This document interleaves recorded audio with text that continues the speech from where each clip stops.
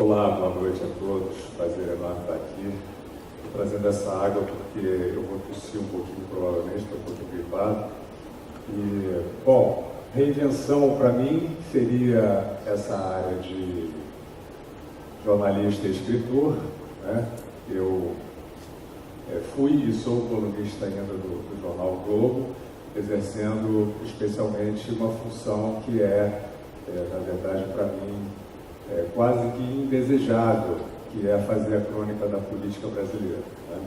Então eu vou falar um pouco das reinvenções pelas quais eu passei, que todos nós precisamos passar, mas vou falar também um pouco de política, né?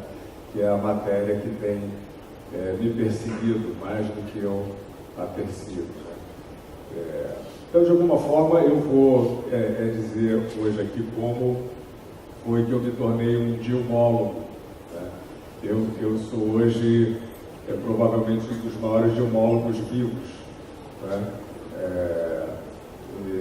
E acredito que, eu espero, né, que esse mandato, que essa profissão não dure muito mais ainda, né? Inclusive, nessa eleição que passou,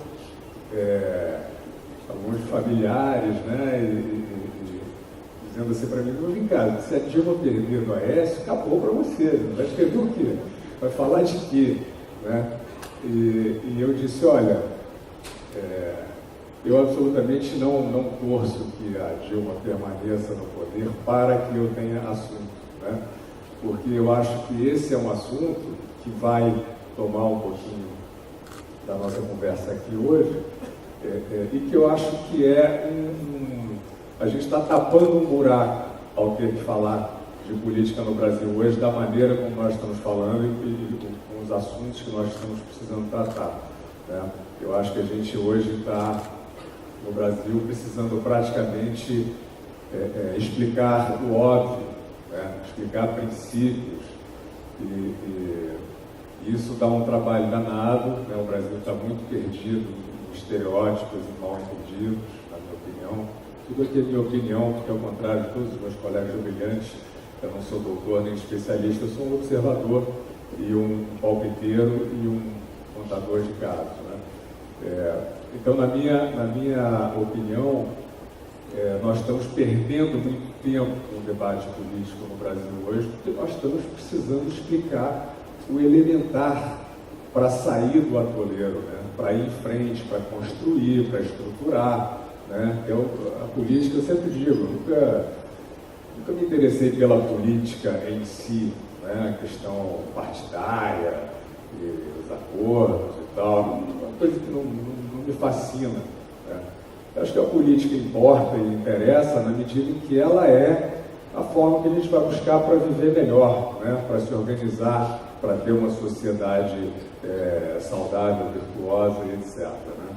E acho que hoje a gente não está tendo, a gente teve num ciclo recente no Brasil discutindo proveitosamente, né? O Brasil passou por um ciclo muito recentemente virtuoso de organização, especialmente das suas contas públicas, mas também de valores, né? O Brasil, eu digo que saiu da adolescência, porque o Brasil, historicamente falando, até dá para dizer que há pouco tempo, né? O Brasil era um país do anedotário internacional, né? O Brasil era um país caloteiro, né? O Brasil não era levado a sério na comunidade internacional e passou a ser levado até muito rapidamente, né? Assim, aquele período do Plano Real, em que o Brasil, talvez desgraçadamente parecido com o período atual, em que as instituições começam a se derreter,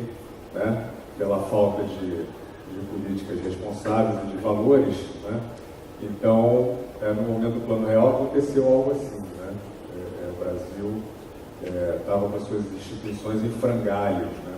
O Congresso Nacional tinha passado pelo escândalo dos anões do orçamento, e o Fernando Collor empichado, e mesmo o governo Itamar, que era a esperança de uma união e tal, era um governo bastante contaminado por algumas crenças políticas que eu acho que ainda são desastrosas para o Brasil nos dias de hoje, né? Bandeiras, né? Bandeiras, crenças, né? A gente é um povo, é uma sociedade muito refém das bandeiras, né?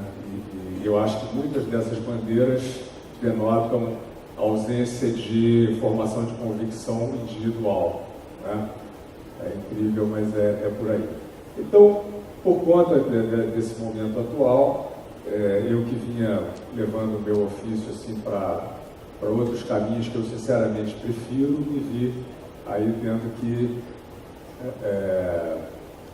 hoje em dia, até a minha maior interação com o público e tal é por conta da política, né? É por conta da minha condição de idiomaólogo, né? Eu espero realmente estar desempregado muito em breve, né, dessa minha função de idiomaólogo. Mas eu acabei escrevendo um livro que algumas pessoas disseram que era meio profético, não tem nada de profético, não sei se dá para mostrar aqui no telão. Não é a mamãe para entender a era Dilma. Esse livro eu vou sortear no final, aqui, depois eu conto para vocês como é que vai ser esse sorteio. Mas esse livro partiu do seguinte: quando o governo do PT se estabeleceu, vencendo a eleição em 2002, e passando a governar o Lula em 2003, já houve ali um grande mal-entendido, que foi a crise de 2002. Né? Houve uma crise cambial parecida com essa de agora, inclusive os valores do dólar são bastante parecidos agora com o que eram naquela época. E o que aconteceu naquela época foi o risco Lula, apesar dessa empulhação que a gente vive cotidianamente, indicar que ali foi o registro de uma inflação e de juros e disparada de estouro de boiada no mercado por conta do governo anterior. Não é verdade, né? Então, ali já havia esse mal-entendido, iniciou-se o governo Lula numa transição muito saudável, né? Muito interessante, inclusive, porque houve um gabinete de transição, altíssima civilidade. Ali eu realmente cheguei a achar, pô, o Brasil tomou vergonha, né?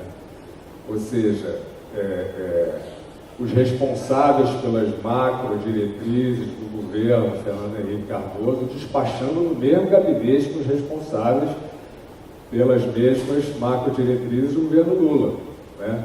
Que estavam envolvidos nessa operação, Pedro Malan, Pedro Parente, pelo governo Fernando Henrique, e Antônio Palocci, e inclusive José Dirceu, pelo governo Lula, né? Então, ali havia, de fato, uma grande oportunidade da democracia brasileira dar um estouro, né, de virtude e tal. E o que se viu, na minha opinião, a partir dali, foi uma imensa perda de oportunidade, porque, inclusive, existe uma análise recorrente, eu ouço muito, de que, comparando governos Dilma com o governo Lula, dizendo não, porque Lula 1 é melhor que Dilma 2 e Dilma 1, não tem nada disso, não existe absolutamente essa distinção, né? A diretriz era exatamente a mesma desde o início do governo Lula, que era ocupar a máquina pública, né? Era fazer o uso fisiológico da máquina, só que no início do governo Lula havia uma conjuntura absolutamente virtuosa por conta da organização institucional que o Brasil tinha passado, estabilização monetária, e por conta de um ciclo virtuoso dos emergentes, chegada de capitais, etc., né?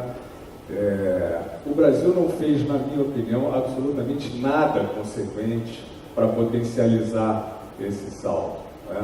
Para aproveitar essa riqueza de uma maneira estruturante, né? A minha visão é de que, e inclusive hoje as investigações mostram, né, que tanto o mensalão quanto o petrolão já estavam, né, sendo absolutamente engendrados ali e postos em prática naquele momento. Quando chegou mamãe, né? Quando a mamãe chegou e foi apresentada como candidata, a primeira sensação que eu tive pessoalmente, vendo e já tendo visto como ministra, né, falando, estava falando, não dá. O Brasil, com toda a mistificação, não sei o quê, vai ter uma campanha eleitoral muito severa, né? Essa pessoa, ela completa frases, né? Não é possível que o eleitorado vai acreditar no seu. No entanto, o eleitorado acreditou. E olha, não estou falando de militância ou de pessoas menos esclarecidas, base social, nem nada. Estou falando de gente com todas os... que recebeu desta sociedade todos os equipamentos, a formação para discernir suficientemente de que aquela presidente era uma enrascada, né? No entanto, no início do governo Dilma, que aí começa a história do livro, né? Porque aí deu-se esse acontecimento bizarro, que foi a eleição da Dilma, né? E ela, de lá até aqui, só fez isso, só deu esse mesmo show, né? Reiteradamente, de falta de preparo, gente. Eu não quero nenhum mal a essa pessoa. Eu sou geomólogo, mas eu sou um geomólogo bonzinho, assim. Eu só acho que é uma pessoa que está, evidentemente, no lugar errado, né?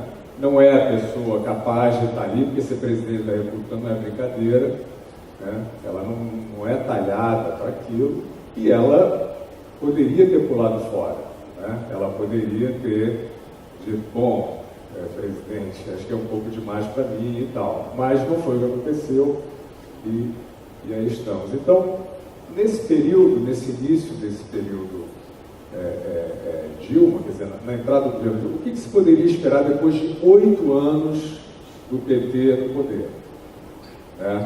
Aí eu acho que a sociedade brasileira, a opinião pública, é pecadora, porque nós somos obrigados a ter expectativas em relação à nossa comunidade, né? A gente não pode ter expectativas só em relação à nossa sobrevivência da nossa família. A gente tem que ter essa responsabilidade de ter essas expectativas, e, a meu ver, isso é uma falha grave do caráter nacional. Acho que a sociedade brasileira peca como sociedade porque os indivíduos não se convenceram de que tem que ter responsabilidade sobre o que se passa na sua comunidade, sobre o seu cenário. Então, a Dilma é boa, estou achando a Dilma boa. Você está achando a Dilma boa? Por que você está achando a Dilma boa? É porque ela fala pouco, né? Tinha acabado de sair o Lula, que falava sobre absolutamente tudo, metáforas futebolísticas. A Dilma não faz metáfora futebolística. Então, eu ouvi argumentos desse tipo, inacreditáveis. E ali já estava semeado essa tragédia, né, na transição. Porque na transição você pensa o seguinte, bom, o Lula entrou dizendo que ia fazer o Fome Zero, né?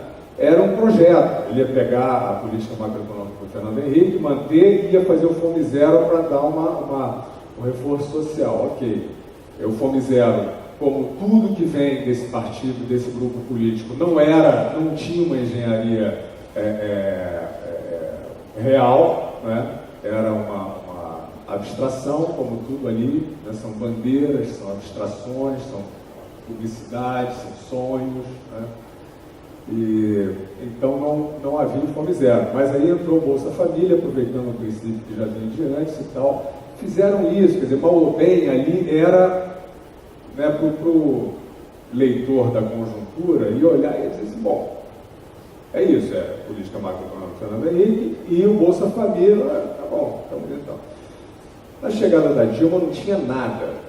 Eu fiquei muito chocado, porque depois que ela ganhou a eleição, né, toda a fase de transição, em que teve muito debate na imprensa, né, quem vão ser os ministros, quais são os planos, aqui, pô, a presidenta, primeira mulher presidente do Brasil, explodindo de orgulho, né?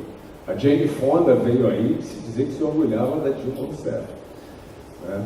Eu nunca vi, esse livro é sobre isso, né? Eu começo o livro falando assim que no final do século, né, as pessoas vão estudar esse livro e vão dizer, porra, como eles puderam fazer isso? Que substâncias estavam tomando, né, para fazer isso aí?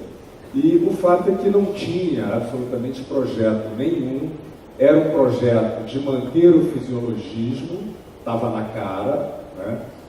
E o primeiro ano do governo Dilma foi um ano em que 7 ministros foram demitidos. Olha, gente, a gente está no segundo governo Dilma, hein, falando, será que impeachment, não sei o quê. Tá, no primeiro ano, 7 ministros foram demitidos por fisiologismo nos transportes, né, esqueci o nome do órgão agora, DENIT, no turismo, no trabalho, convênios e mais convênios. Os jornais publicavam até que tinha uma fórmula, tinha um convênio fake pronto, que eles circulavam e pegavam dinheiro com aqueles convênios, não sei o quê. Isso foi amplamente divulgado ao longo do ano de 2011. E o que aconteceu com a opinião pública brasileira? A opinião pública brasileira aclamou Dilma Rousseff como uma faxineira do Brasil. Aquelas demissões dos ministros que são dela e do PT e do Lula, aquelas máquinas que foram escolhidas, né, e azeitadas por eles ao longo de mais de 8 anos, o Brasil conseguiu chegar ao mal-entendido de achar que a Dilma estava fazendo uma faxina na máquina dela. Quer dizer, gente, falando sério, é um pouco demais, né? Vocês percebem o meu mau humor de falar desse assunto, né? Por isso que eu digo que realmente eu espero perder esse emprego rapidamente, né? Então, ali, de fato, se iniciou uma tragédia, né? Até ali talvez fosse ali no meio uma comédia, e se iniciou uma tragédia, porque 8 anos de pilhagem, mais 4 anos de pilhagem, não pode dar coisa boa. E o que deu? O Brasil perdeu o seu selo de bom pagador, né? O Brasil perdeu o grau de investimento, né? O Brasil fez questão de não olhar para as pedaladas fiscais, para as mentiras em todos os números de contas públicas, maquiagens envolvendo o Tesouro, o BNDES, as estatais, né? E agora a gente está vendo o tamanho das cifras, né? A sucção, né, desse sistema impressionante de corrupção que foi montado nessa base do fisiologismo, dos operadores. E aí eu pergunto a vocês, como isso foi possível?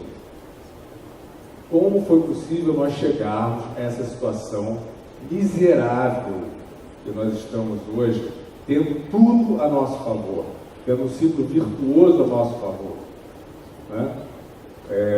Foi possível por conta, na minha opinião, de uma coisa chamada chantagem emocional, né? O Brasil, um dos grandes, dos valores sagrados do Brasil é a compaixão. Só que a compaixão é um belíssimo e elevado valor, mas a compaixão industrializada é uma bosta.